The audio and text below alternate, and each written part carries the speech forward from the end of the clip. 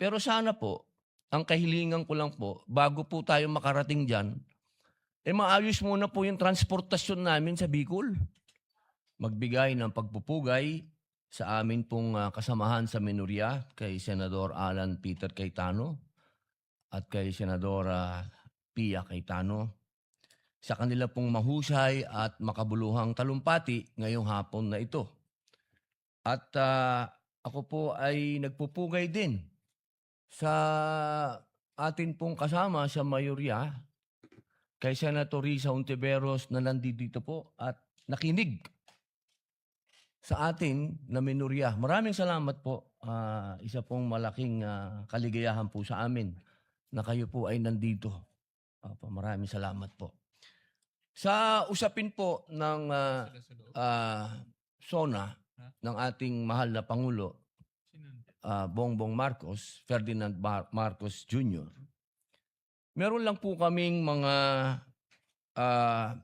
komento at kasi kami po sa Bicol, sa Camarines Norte, Ginoong Pangulo, lagi po kaming nakakaranas ng brownout. Ito po ang malaking problema namin sa Bicol. Sabihin ko na po buong Bicol region. Kasi, yan pong grid, nandiyan po yan sa Sual, Pangasinan. Doon po nanggagaling ang energy, ang kuryente. Binabato po yan, dadaan sa maraming lugar bago makarating sa amin sa Bicol. At kapag nagkaroon po ng suliranin, ang mga power plant na yan, ang unang-una pong nagdurusa sa brownout ay kami sa Bicol. Kasi hindi naman po ma-afford ng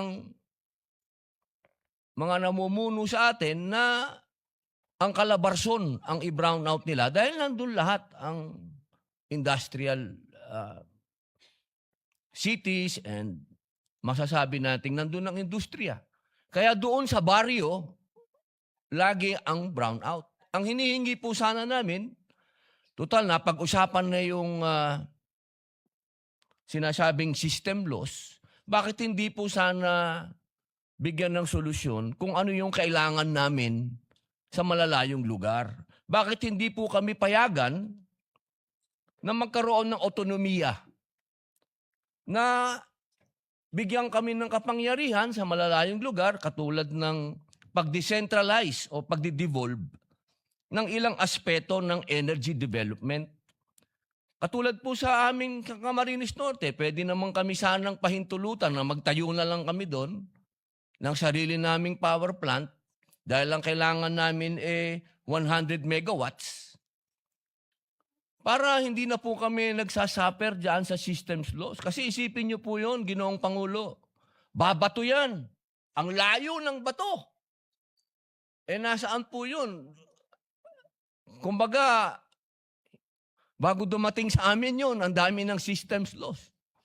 Kaya sana po, magkaroon po din ng programa tayo o ng mga panukala na magkaroon na po ng otonomiya ang mga malayong lalawigan na kami na magtayo ng aming power plant at sana po nakikiusap kami na yung hinihingi naman ng gobyerno na mga tinatawag nilang requirements, wag paikliin naman po nila. Paiksiin naman po nila. 2014 pa po ng Camarines Norte nilalakad magkaroon ng power plant doon. 2026 na hanggang ngayon, hindi pa rin po kami tapos sa requirement. Ito po yung mga masasabi po natin, Ginoong Pangulo, na pangmatagalan yung mga totoong solusyon na pwede po sana nating tignan. Ngayon po, isa pa po, napag-usapan po yung napakaganda pong plano, yung rocket. Ako po'y natutuwa dyan dahil nung bata ako, ako din po ay tagahanga nung lumanding ang rocket sa moon, yung mga ganyan, yung ito pong kailan lang, umikot yung, ano po yan pangarap yan ng bawat bansa. Pero sana po, ang kahilingan ko lang po, bago po tayo makarating dyan, maayos muna po yung transportasyon namin sa Bicol. Alam niyo po, Ginoong Pangulo, hanggang ngayon, 12 oras po ang papunta sa aming lugar. Yung pong train, buti pa po nung bata ako, may train kami papuntang Bicol. Ngayon po, wala na po kaming pag-asa yatang magkaroon na ng train. Sapagkat noong araw po, nung panahon po nung nakaraang administrasyon, nagkaroon po ng plano na magkaroon ng train. Nawala na naman po yan, Ginoong Pangulo. Sana po, mabigyan natin ng atensyon na bago tayo mapunta sa racket, magkaroon din tayo ng bullet train. Alam niyo po, sa Indonesia may bullet train na. Ito pong mga ganitong pangarap, kaya po nating abutin. Kaagad. Ito po yung gusto natin na maibigay sa mga katulad po namin na nasa malayong probinsya. Isa pa po, Ginoong Pangulo, narinig ko po kayo. Ito po yung unang narinig natin nung 2025 SONA. Yung patungkol po sa FOI, yung patungkol po sa fake news, yung patungkol po sa pagbibigay natin ng proteksyon sa kabataan sa pamamagitan po ng sa inyo ko po narinig din yan, Ginoong Pangulo. Yung mga kabataan po, kung po pwede, 16 pababa, wag na po nating pabayaan na gumagamit pa ng social media. Ito naman po, practice na sa ibang mga progresibong bansa. At isa pa po, yung krimen na nagagawa po ng mga minor de edad, Ginoong Pangulo, ito po harap-harapan na. Kaya sana po, kung tunay na gusto nating harapin, dahil lang narinig po natin sa mahal na Pangulo, partner niya ang komunidad sa pagharap sa krimen. Paano pong magiging partner ang komunidad kung wala po tayo mga batas na susuporta para maging kapartner ang komunidad? Yun lamang po, Ginoong Pangulo. Majority Leader, dear colleagues. And before we start, may I congratulate also the Senate President for his speech yesterday. Akma talaga sa panahon. Thank you for reminding us to settle down. May we also remind you to settle down since you're still single. Pero mahirap yata yun, Minority Leader. Mahirap na masaya. Okay. Thank you, Mr. President. May I start by reading a verse from a prophet who is respected by Muslims, Christians, and Jews. Jeremiah said in Jeremiah 29:11, "For I know the plans I have for you, declares the Lord, plans to prosper you and not to harm you, plans to give you hope and a future." God talks about plans. Wala pong sino man sa atin ang magsasabi ng plans o plano na walang vision. Vision is contingent on actions. So siguro po sa privilege ng oposisyon at ng minority na magbigay ng kontrasona, napakalaga po na meron tayong isang bagay na pagkakasunduan bilang mga Pilipino, which is a common vision. But in Jeremiah 29:11, when God says He will give us hope and a future, the plans comes from Him. But if we choose our own plans, or if we choose the plans of the devil, the reverse will happen. We will not have hope, we will not have a future, and instead of prosperity, we will have harm. Many times in the 1980s, I asked my dad about politics, about government, governance. Minsan tinatanong ko, bakit marami kang kaibigan sa oposisyon? Bakit marami kang kaibigan sa media? Bakit ganyan ang debate sa batasan pambansa? Ano ang issue ng Marcoses at ng Aquinos? Not knowing that two of them will be my colleagues today. Not knowing that we will have a President Aquino and President Marcos much later. But there was always a common thread in the answer of my father when I would ask him questions. He would say, para sa inyo to, para sa mga kabataan to, kayo pag-asa, para sa next generation ito. It is in that spirit that when I read the Bible and see the Father's heart, the relationship of a father and a son should be the relationship of leaders of a country, leaders of a province, leaders of a city, leaders of a barangay with his constituents. So payagan niyo ako, Mr. President, na ipagpatuloy itong conversation na to na tawagin nating kontrasona sa pamamagitan ng pagtatanong ng isang anak sa isang ama at pagsasagot ng isang ama sa kanyang anak. So syempre po ang unang tanong ng bata o ng anak, Tay, Tatay, Dad, ano po ba ang state of the nation? Syempre po, sasagutin natin siya, Anak, ang state of the nation ay isang paglalahad ng estado o kalagayan ng ating bansa. Kamusta ang ating komunidad? Kamusta ang ating gobyerno? Ang ating ekonomiya?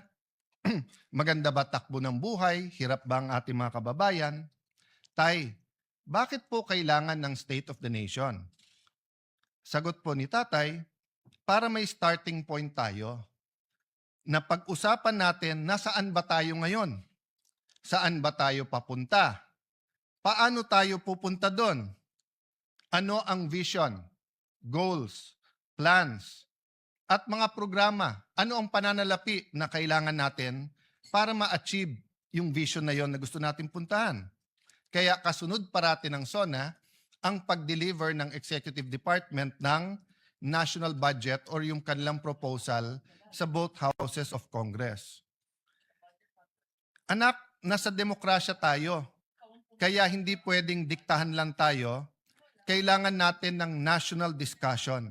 Pag-uusap para magkaisa tungo sa isang vision or pinagkaisahan vision para sa ating bansa at ating kababayan. Watak-watak na nga tayo. Lalo pang nagkakawatak-watak kapag ka may mga suliranin o crisis. Ano kaya ang pwedeng magpakaisa sa atin? Or ano po kaya ang pwedeng magbigkis-bigkis sa atin? Una po, ang pagmamahal sa Diyos. Pangalawa ho, pagmamahal sa isa't isa.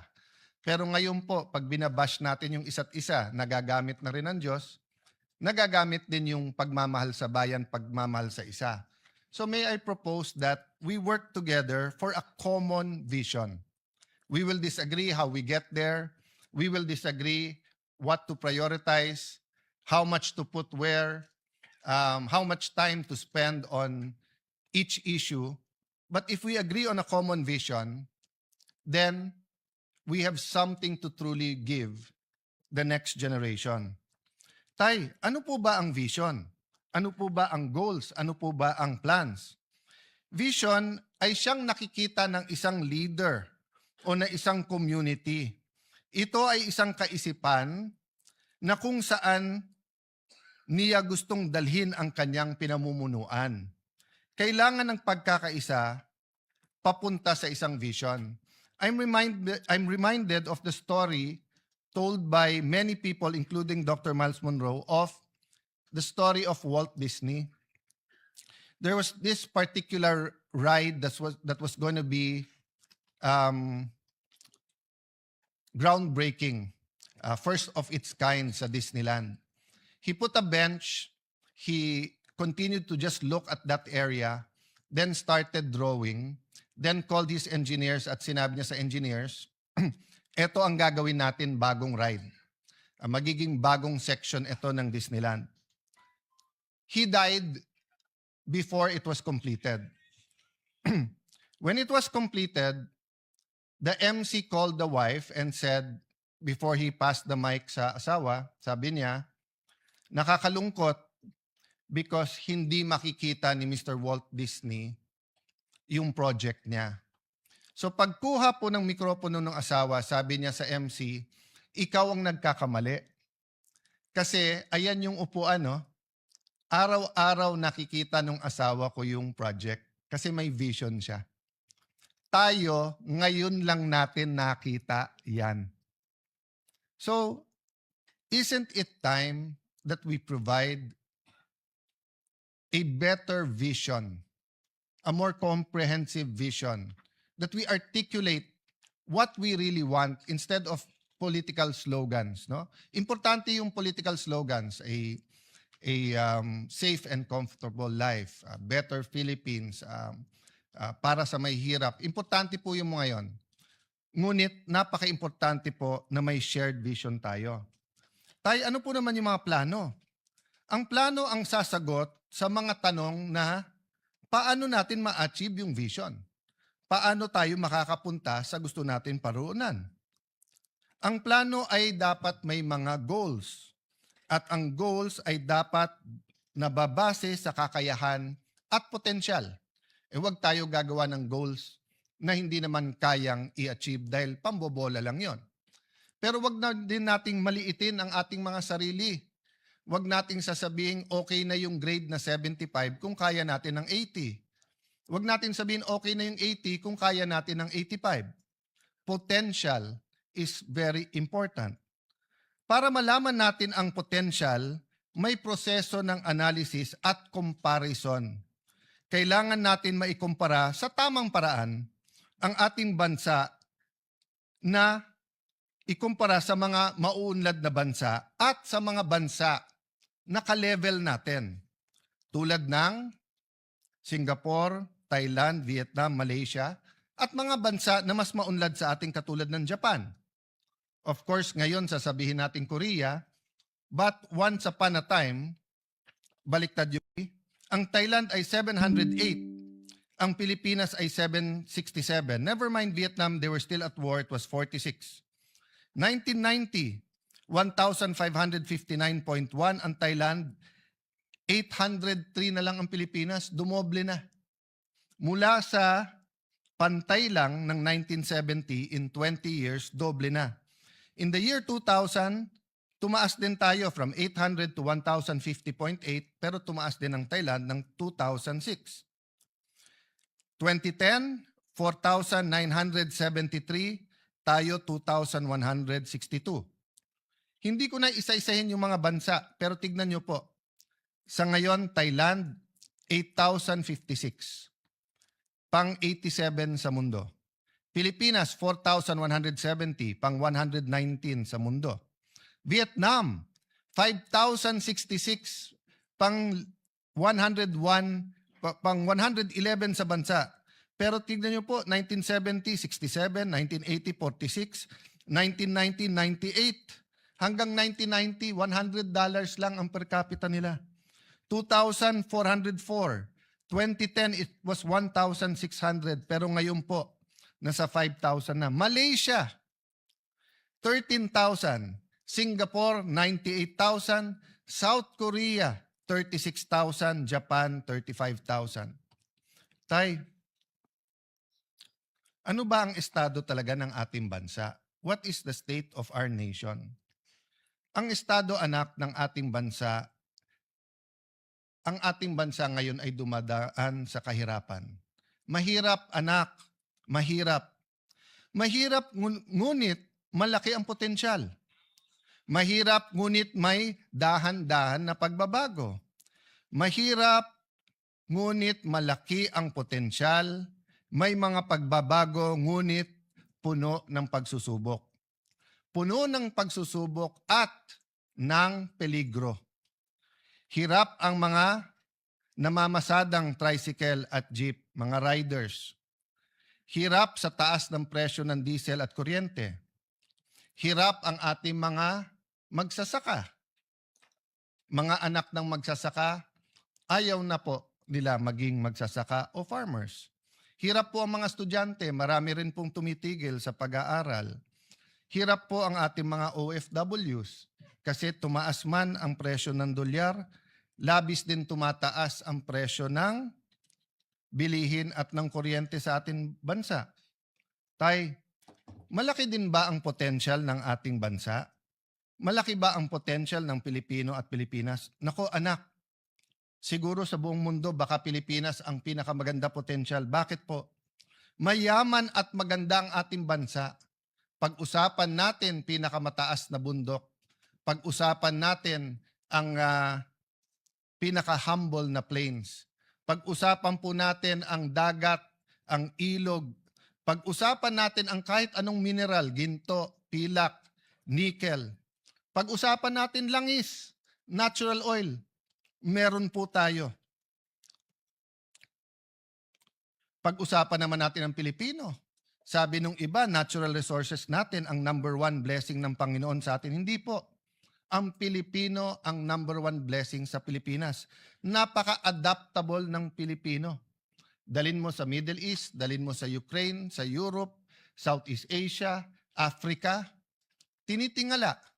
Gawin mong nani o yaya, nagiging pangalawang nanay. Gawin mong aid sa dentistry, mas gusto pa siya kaso dun sa kanyang dentist. Yung mga nurse natin, lalong hinahanap kaso sa mga doktor. Yan ay sa Japan man, yan ay sa London or sa Amerika.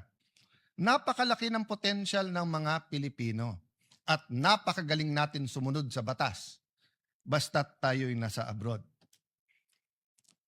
Tay, ano po yung peligro? Anak, ang number one na tinuturo parati sa amin ay ang edukasyon ay ang great equalizer. Yung aking ang ama ang sabi sa akin, anak, lahat ng iiwan ko sa inyo, pwedeng mawala, pwedeng mawaldas, pwedeng nakawin, pero ang edukasyon na nakamtam mo, walang pwedeng magnakaw sa iyo yan. Pero bakit ko sinasabi may peligro? Unang-una po, yung sa problema ng pagkabansot or yung pong sinasabing stunting. Sinasabi na hanggang 25% or 1/4 po ng Pilipino ay nasa endangered ng stunting. Naging bisita po ng Pilipinas ang Pangulo ng Singapore at naging privilege po ng Taguig na maging bisita dahil may proyekto po sa ospital ang kanilang isang foundation, ang Temasek, at napakaganda ng mga teknolohiya. Pero nagulat po kami sa speech ng Pangulo ng Singapore. Sabi niya, kasi ito'y isang finance person, magaling sa negosyo, magaling sa finance. Sabi niya, sa lahat ng nakita niya sa gobyerno, ang pinakamalaking return sa tao ng isang bansa ay yung first 1,000 days. Yung simula sa mabuntis hanggang 1,000 days nung bata, sapagkat pag siya'y nabansot at apektado ang kanyang mental and physical growth, apektado din po ang kanyang emotional growth, apektado ang kanyang health. So kahit anong scholarship, kahit anong gold card ng PhilHealth na ibigay mo sa bata na nabansot na, ay hindi mo na maibabalik. Hindi mo na yung stunting ay pwedeng maging irreversible. So yun po ang number one. Kailangan nating pagtulong-tulungan yung peligro sa ating bansa yan. Can you imagine 1 out of 4 Filipinos who could be the best pilot, the best accountant, the best lawyer, who could be someone who discovers the cure for cancer, who could be the next Hollywood star, who could be the next tennis star after Alex, the next Carlos Yulo. Hindi niya makakamtan ang kanyang pangarap at kanyang potensyal. Bakit po? Dahil hindi kaya ng magulang niya, pero ang gobyerno bilang pangalawang magulang ay may ibang priorities. Siguro naman, Mr. President, dear colleagues, we will all agree. Stunting has to be a priority. We keep doing the same thing and expecting different results. Mali po yun. Mga suliranin sa ating education system. I recognize every single person, our Secretary of Education, Secretary Angara, our colleague Bam Aquino, every single person here, Ate Pia, Tess Daman, Joel Villanueva, lahat po. Siguro, isa-isahin ko lahat ng senador dito. Of course, committee chair din ng Education Committee who did a great job, si Senator Win Gatchalian.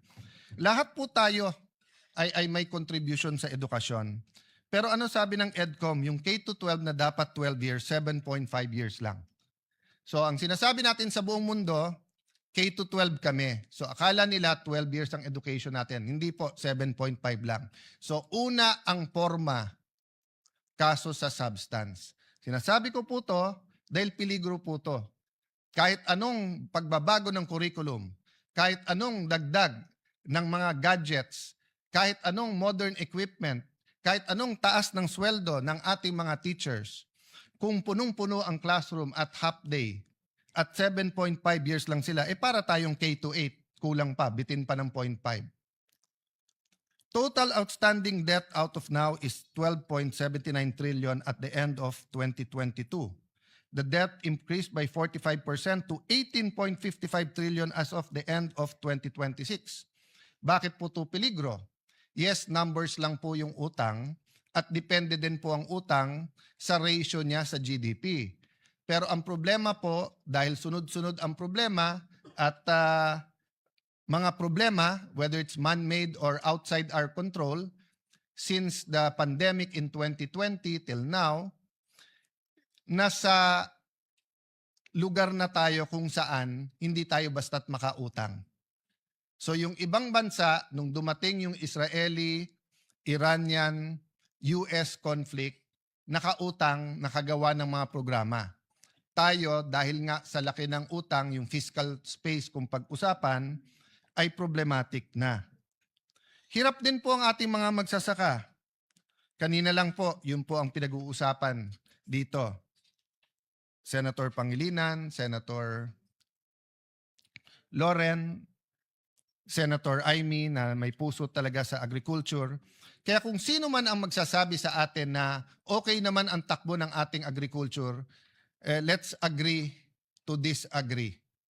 Kasi I think in the last 40 years, I'm not blaming only this administration, we haven't figured out how to really modernize, how to bring back the enthusiasm in agriculture, how to make it really a good business that people will go into farming. Actually, maraming mayaman na pumapasok sa farming. Pero yung mahirap na farmers, umaayaw sa farming. So isang problema talaga yung kapital. The share of agriculture, forestry, and fishing sector to the GDP steadily declined to its lowest point of only 7.9% in 2025. Agriculture's share in the total workforce has steadily declined 26.99% in 2016. 8 years lang po. In 2024, it was only 20.61% as the economy shifts towards services and industry. Maganda naman po ang services at saka industry. Pero nakita natin yung problema ng supply chain. Nakita po natin yan nung pandemic. Kailangan ng isang bansa na singyaman natin both sa lupa at sa forest, sa bundok at saka sa dagat. Kailangan we learn to be self-sustaining and produce our own food. Agricultural workers are also receiving the lowest wages among economic sector. Poverty incidence remains high among agricultural workers and farmers, 27%, and fisher folk, 27.4%, based on PSA data of 2023. Parati kasi tayong nagdi-disagree, kaya napabayaan ang agri. 'Di ba? Marami po talagang magaling sa Pilipinas, 'di ba? We really disagree with many things. So, ang napabayaan yung agree. Mr. Senate President, do you agree? Mas mahirap ang maghanap ng trabaho, pero nahihirapan na po ngayon ang ating mga trabahador. Lahat po ng may trabaho, especially kung daily wage earners, hirap po talaga. Kasi we have a minimum wage, we do not have a living wage that the Constitution envisioned. The Constitution envisioned a living wage. What is a living wage? Sapat sa sa tirahan, whether yan ay rerentahan o huhulugan, sapat sa pagkain sa buong pamilya, 3 beses man lang sa isang araw at ang Pilipino ay mahilig magmerienda, sapat sa anak na gustong mag-aral, sapat sa panggastos sa medical. So, a simple life, but a living wage. Malayo po tayo sa living wage. Sa Amerika po, maraming silang sinasabing mahirap.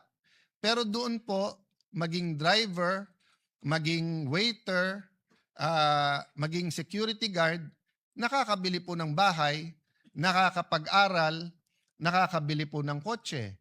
Ang taxi driver po sa Singapore, tanungin mo, saan nagbabakasyon?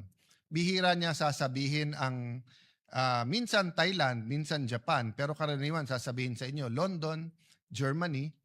Ang ating pong mga taxi driver ni hindi makapagbakasyon kasi isang kahig, isang tuka. Pero kung nahihirapan po yung mga may trabaho, nahihirapan po ang mga walang trabaho. Yung naghahanap pero walang mahanap na trabaho.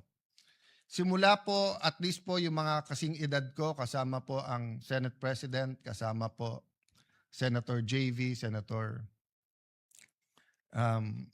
Migs, Senator Cheese, si Senator Padilla ata, sing edad ko rin.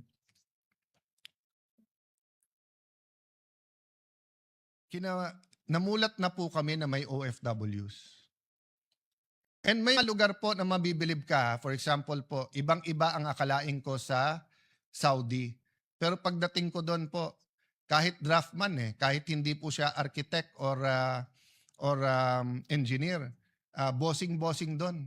Talagang sanay sa mga lugar, etc. No? May mga peligro din, pero lalo po kung ikaw isang professional, ikaw isang architect, for example, doon, na pagtatapos yung anak at magka-ambisyon man sila na yung anak nila ay magtrabaho din doon, it is from strength to strength or from one level of socioeconomic status to a higher level.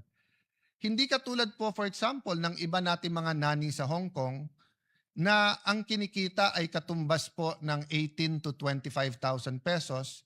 Kung 5 yung anak, it barely pays the bill. So malamang po yung asawa OFW din. So malamang po yung anak kay tita or kay tito or kay lolo o kay lola tumitira at lumalaki. At ang problema, dahil nga sa poverty, hindi rin po nakakatapos yung iba. Second generation sila na OFWs, pero hindi tumaas ang antas ng trabahong at ng kita na inaasam-asam nila.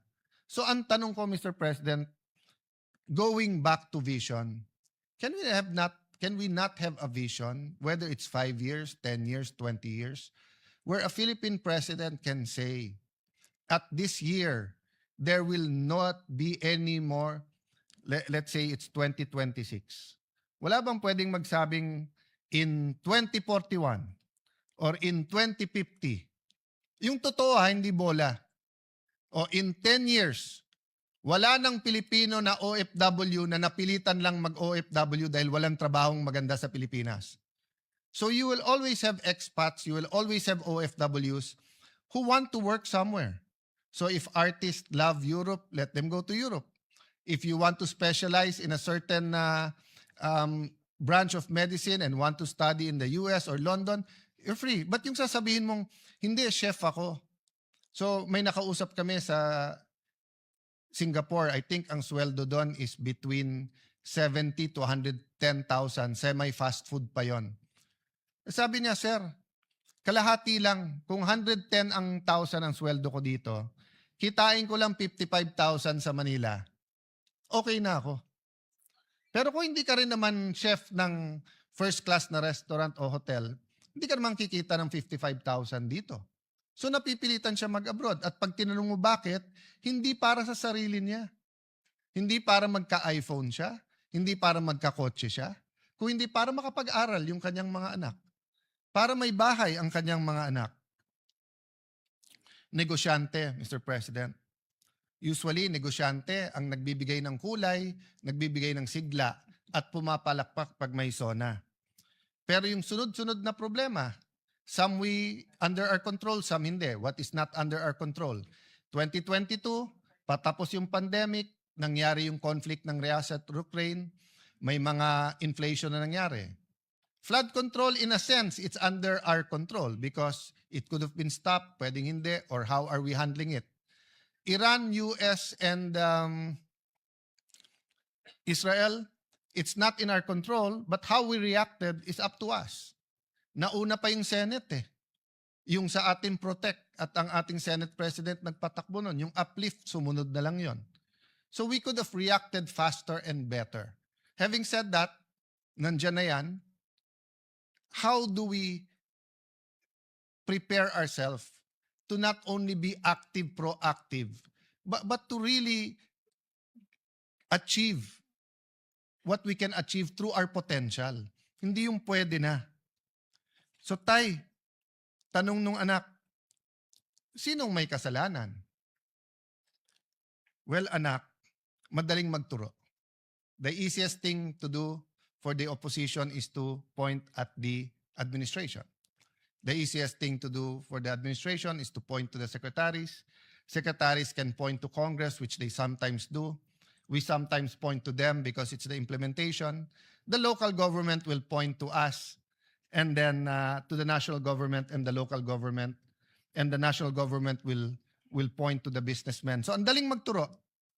Pero siguro, anak, for the sake netong state of the nation at paano tayo magkakaroon ng common vision, sabihin na lang natin ganito, parati naman merong kasalanan, pero ang pag-usapan natin, sino may responsibilidad? Kasi maaring hindi mo kasalanan, pero may responsibilidad ka pa rin. Di ba? So, those not involved in the flood control are still responsible na ayusin natin ang bansa at tanggalin ang corruption. Those not walang kasalanan dahil tumaas ang presyo ng diesel, dahil may problema tayo sa fertilizer, dahil byproduct siya ng natural gas. Di natin kasalanan yon. Pero may responsibilidad tayo sa mga jeepney drivers, taxi drivers. Sa ating small businesses, all around the world, same statistic, halos. Sabi po natin dito, and I think the Senate President cited this during his opening of the session yesterday, 99.63% of establishments are micro, small, and medium enterprise, contributing 66.97% to job generation and 40% to our GDP. Pero anong number one problema ng negosyo sa ating bansa? Dagdagan ko pa, problema ng gusto magnegosyo, may magandang idea, masipag, matalino. Pero ang problema, walang kapital. Pag tinanong ng gobyerno, ang gobyerno, saan kami kukuha ng kapital? Sasabihin bangko. Hindi ka naman basta pautangin ng bangko eh. Land bank nga eh. Nasa batas na nga na magpautang sa magsasaka. They'd rather pay the fine than magpautang sa mga agribis na maliliit. Kung wala ka rin isasanla sa bangko, wala ka rin titulo ng lupa o wala kang sasakyan, wala kang mga ari-arian, sasabihin sa iyo, diyan ka sa pawn shop. Eh sa pawn shop, bukod sa mataas ang interest, may isasanla ka pa rin. So, saan ang baksak ng ating mga kababayan? Sa 5-6. Don't get me wrong. 5-6 is a service. Di ba? So, for example, sa palengke, wala ka ng kapital, eh may piyesta o kaya Pasko, maraming namamalengke. Eh kung kikita ka naman ng more than 20% in 1 month, let's say 25-30% tubo mo o kaya 10% per week, so 40% a month, kapit ka na sa patalim sa 5-6. Kasi yung 5,000 mo, babayaran mo ng 200 a day, 6,000, may get 20%. Pero napakataas pa rin nun. Ang yumayaman sa Pilipinas, yung nagpapautang ng 5-6, hindi po yung umuutang. So pagdating po sa gobyerno, sabihin, ilan administrasyon na, sir, bakit hindi natin magaya yung 5-6? Bakit hindi tayo magkaroon ng programa? Ano to ha? The estimates are 20 billion, 50 billion, 200 billion. It's big business. Ano sagot ng gobyerno? 5-6? May pamalit ba tayo doon? Ang sagot ng gobyerno, 6-7. 6-7 lang. O, i-google nyo yung 6-7, walang ibig sabihin. So balik ka na naman sa 5.6.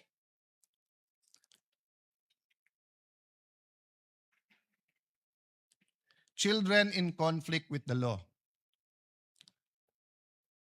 Yan ay isang debate. Mainit ang debate dyan. Pero hindi ba mga kababayan, mga kapwa magulang, kung itong tatay na to ay sinasagot po ang tanong ng anak? Responsibilidad din yan ng magulang, ng teachers, ng simbahan, ng mga komunidad. Sabi nga po, di ba ni Hillary Clinton, it takes a village to raise a child. Yes, there is something that caused that child to become violent. Whether siya may mental disease or problem, whether siya na-depressed, whether siya ginamit ng mga kriminal, the point is, Mr. President, there is a blame, but there's also a responsibility. Pag ang isang lugar, whether sa US yan, whether sa Latin America, whether yan po ay sa Africa, whether sa Tondo, whether it's in any rough neighborhood, at sasabihin marami ng gangs yan, it is our joint responsibility. In the end, there is a specific blame, and there is a general responsibility. Habang usapan natin yan, mahabang usapan yan, Mr. President, but eventually, we do have to discuss it sincerely and very deeply. Tay, bakit mahirap ang ating estado? Ano ba ang pumipigil sa ating bansa? Well, may mga bagay nga na wala sa ating control, yung mga external. May mga bagay na nasa ating control. Pero may mga bagay din na ina-address natin directly, pero ang problema, kultura. For example, we have to address corruption. But we have to address the culture of corruption. Sasabihin natin, wag magnakaw sa flood control, pero ina-address ba natin ang pandaraya pag nangongopya sa exam? Ina-address ba natin yung simpleng pagsisinungaling sa araw-araw? Ina-address ba natin na sa bawat kailangan ng Pilipino, lisensya, business permit, real property tax, customs, ay may lagayan? So, the culture of corruption continues to lay hold. And as a Christian, I believe there's a spiritual aspect to that battle.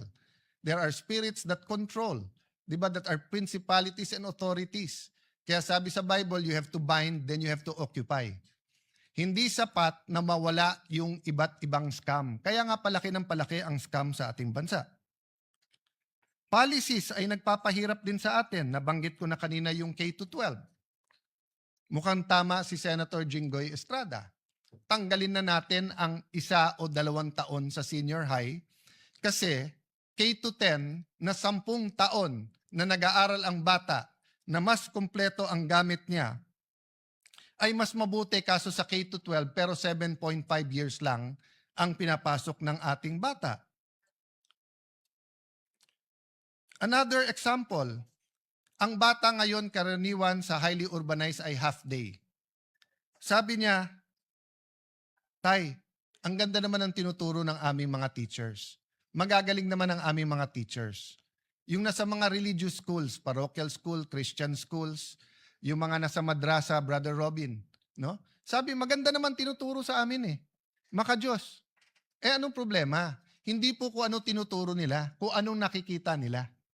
Children learn by what they see, what they experience, not by what they are taught. So, Mr. President, that's a lesson. Mr. President, that's a lesson to us. It is a lesson to us, Mr. President, that in everything we do, the children are watching. And they learn from that. So whether it's the internet, television, whether it's news, whether it's cartoons, whether it's video games, all of this influence them. So what's the solution? Maging klaro kung ano tama at kung anong mali. 'Di ba? Kahit mapanood nila, pero nakita nila, eto, naparusahan dahil mali, matututunan nila mali. Pero Mr. President, pag nakita nila yung mali, nagiging tama sa matatanda, I remember in the 1980s, yung kasama ko parate, he was in the Marines and they were asked during martial law to lecture about not having colonial mentality.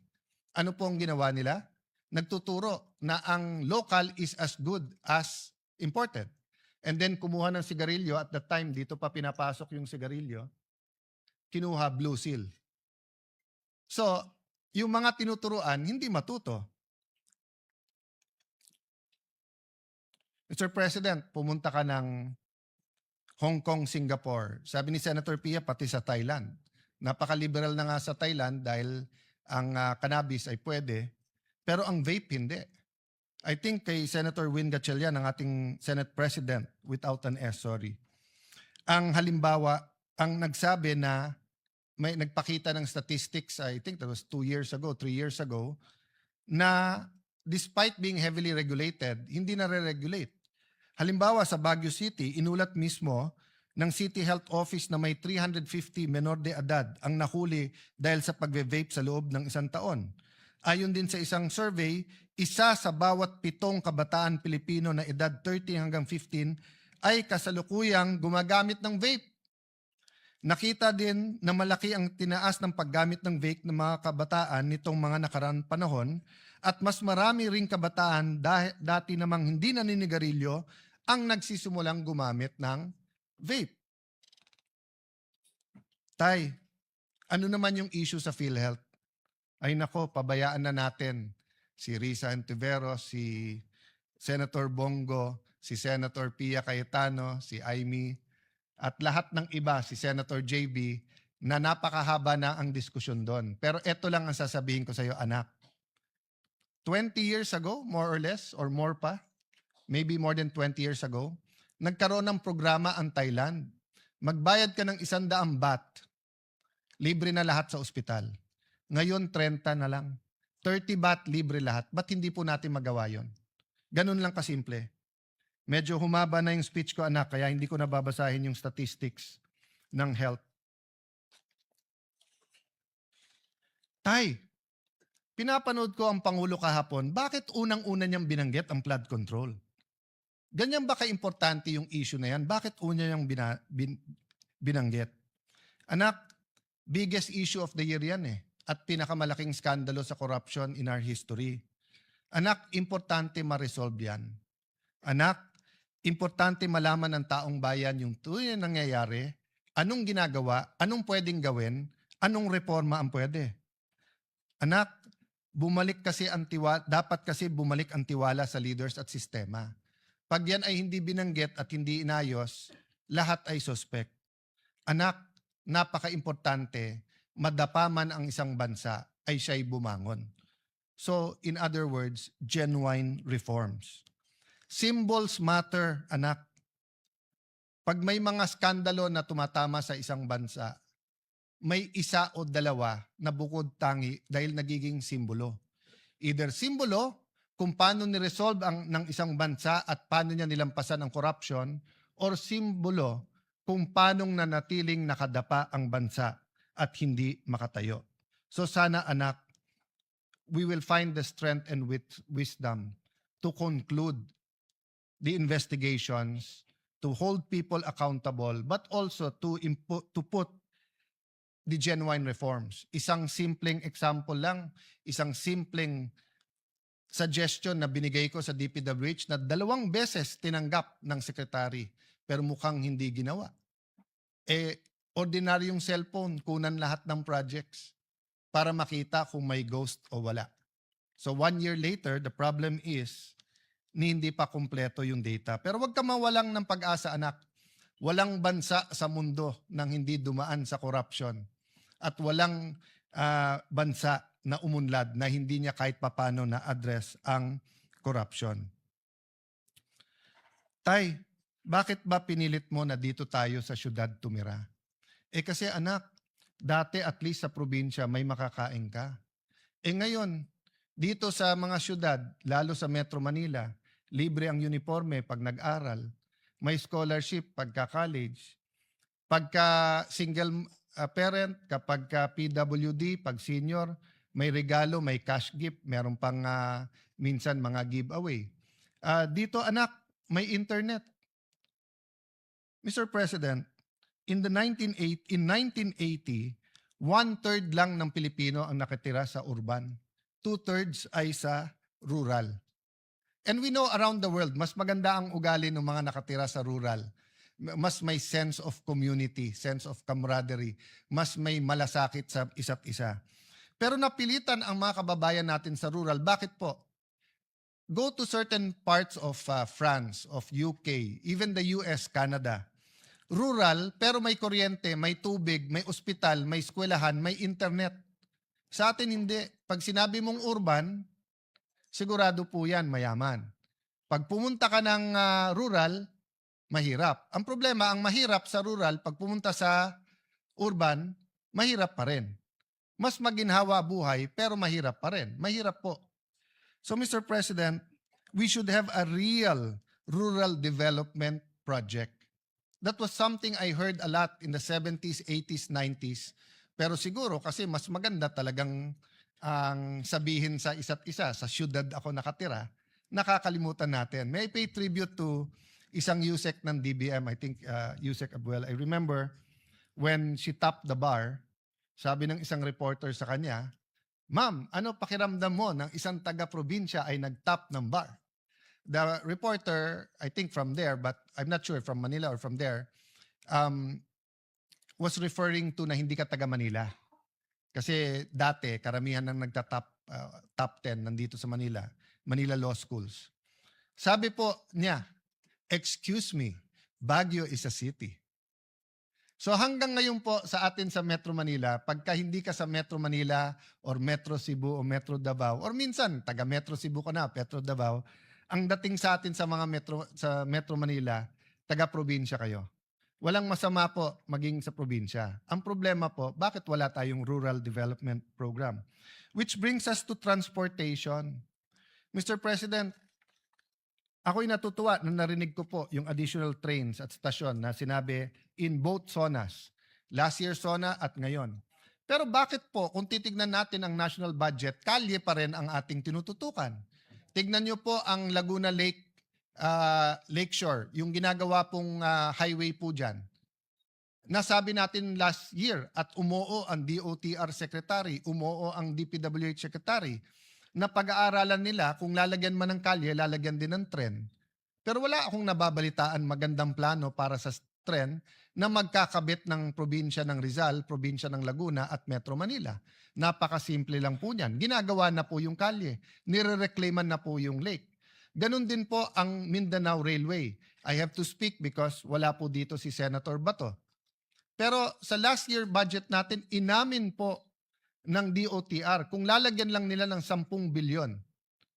And I think Senator JV mentioned this 7 years, basta bago ako mag-DFA or after ko mag-DFA, binabanggit na to. Oh, so nagka-problema sa funding sa China.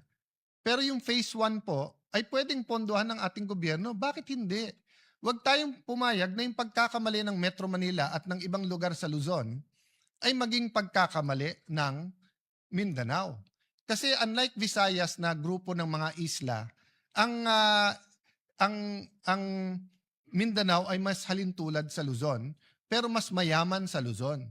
So sana naman po sa 2026 budget, may pondo na po ang Mindanao railway system regardless kung sino ang nagtatap ng survey sa Mindanao.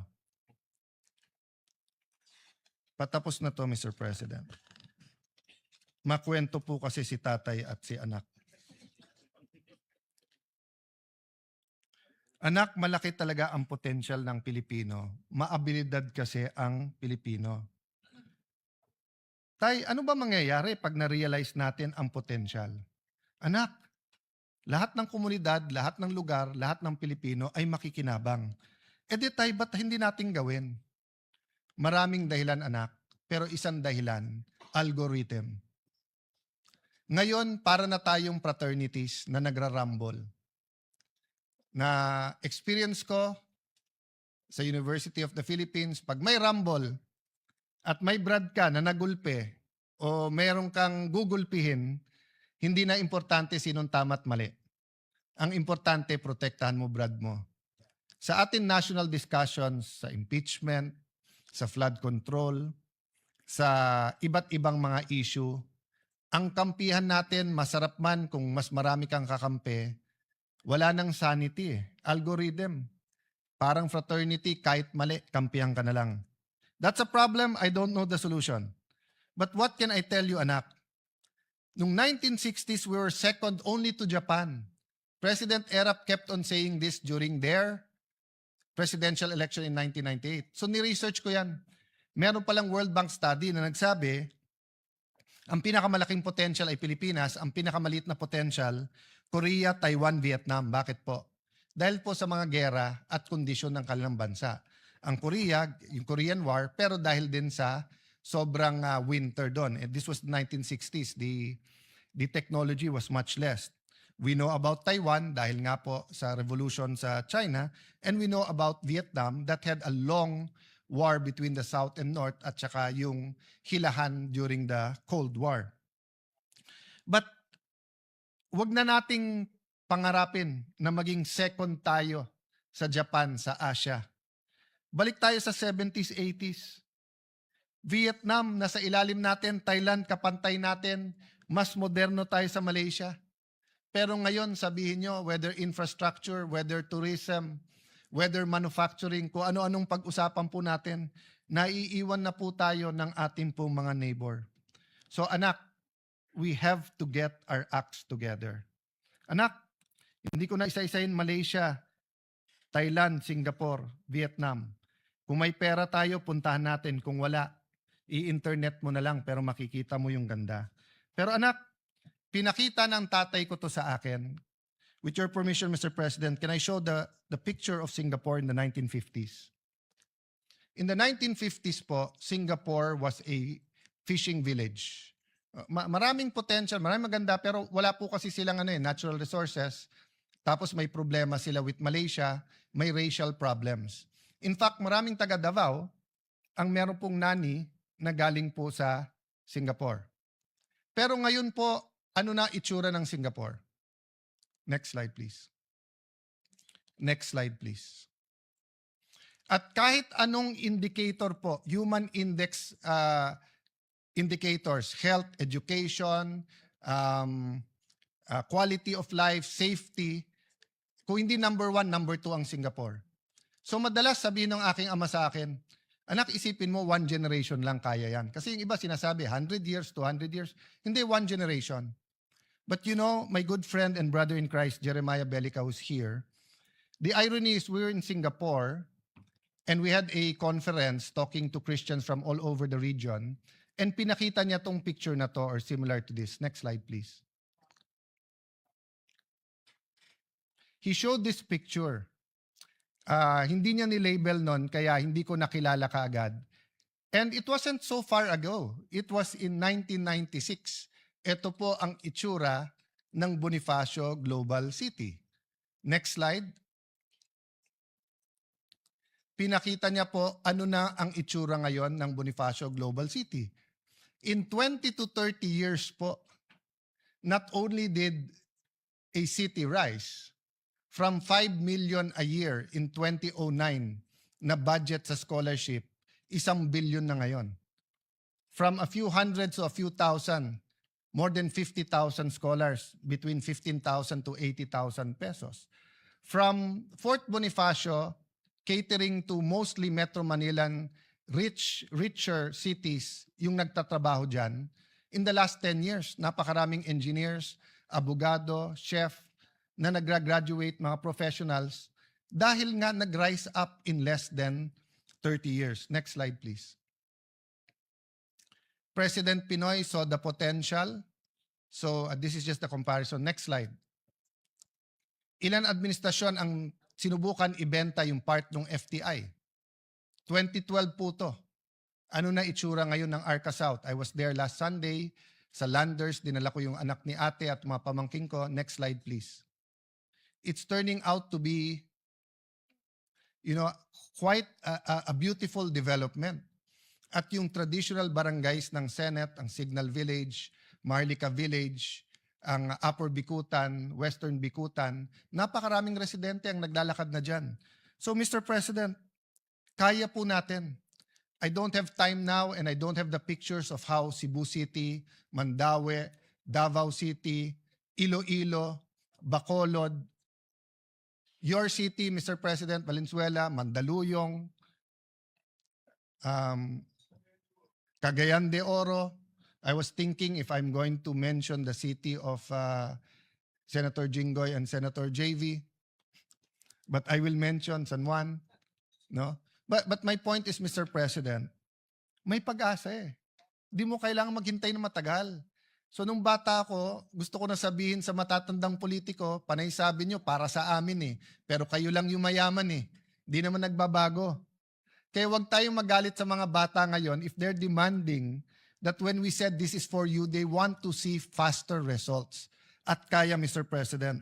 So in that sense, let me close, Mr. President, by saying, let's take a second look in having a new local government code, giving more decentralization. Actually, I will push the envelope dahil nakatingin sa akin si Robin Padilla na may kakampi siyang mabigat. Kakampi po niya si Dr. Jose Rizal na nagsabing federalismo ang dapat sa Pilipinas. So Mr. President, there are system changes that can help our country. But it won't happen kung may problema tayo sa demokrasya. Sabi ng Pangulo, I am president not only of my family. And it is worth yung palakpak na binigay sa kanya. But can we add, the president is also not only the president of the administration, he is also president of the opposition.